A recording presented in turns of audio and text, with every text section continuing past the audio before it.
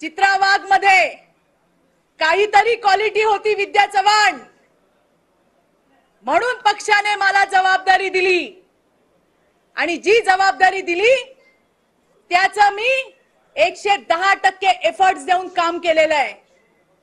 आम्ही कधीही लाभाच्या पदाची अपेक्षा केली नाही। पक्षाने, भारतीय राष्ट्रवादी काँग्रेस पार्टीने 20 वर्षात चित्रा वाघला एकही लाभाचं पद दिलं असेल तर त्यांनी सांगावं। शेवटचं 1.5 वर्ष महिला आयोगाचं सदस्य पद मात्र मला पक्षाने नक्की दिलं। कुठलीही अपेक्षा न ठेवता पक्षासाठी काम करणारी कार्यकर्ता मी होते।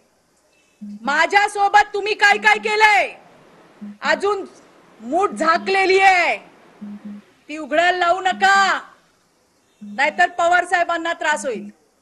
परत सांगते। दुसरी गोष्ट, तुम्ही म्हणता की आमच्या नेत्यांना कसं बोलतात। देवेंद्रजी आमचे नेते आहेत, या महाराष्ट्राचे उपमुख्यमंत्री आहेत, मोदीजी प्रधानमंत्री आहेत। त्यांच्याबद्दल बोलताना हा शहाणपणा कुठे जातो विद्या चव्हाण? त्यामुळे आम्हाला शिकवायच्या भानगडीत पडू नका। तुम्ही जे पेराल, जे बोवाल तेच त्या ठिकाणी उगवून येणार आहे, हेही मला तुम्हाला सांगायचंय। राहिली गोष्ट, जो पेन ड्राईव्हचा आवाज ऐकवला, खरं तर महाराष्ट्राच्या जनतेला मला सांगायचंय, पेन ड्राईव्हची वाट तर आम्ही अनिल देशमुखांची बघत होतो, ज्यांनी मोठ्या आवाजात भीमथाटी गर्जनेमध्ये पेन ड्राईव्ह दाखवला। जसा आपल्या फुसक्या ताईंनी कालचा फुसका पेन ड्राईव्ह दाखवला की आता बघा आम्ही कारनामे काढतो। मी केलं होतं चॅलेंज, आजही करते।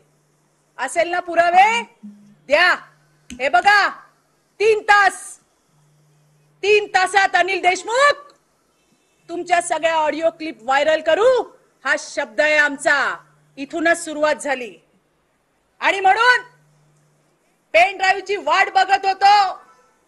अनिल देशमुखांच्या समोर आली ही काय हरकत नाही, ऐकवला तर ऐका तुम्ही पण। मार्च महिन्याच्या 2020 मध्ये एक डॉक्टर माझ्याकडे आले होते, जे आमचे फॅमिली फ्रेंड आहेत। त्यांनी मला सांगितलं, चित्राताई एका महिलेला त्रास होतोय, तिला मदत करायची आहे। आणि मी त्यांच्या क्लिनिकला गेले होते। हो, मी गेले होते। तिथे यांची सून गौरी चव्हाण आली होती, तिचे बाबा सुद्धा आले होते। त्या दिवशी त्यांनी मला सांगितलं त्यांच्या मुलीसोबत काय काय होते।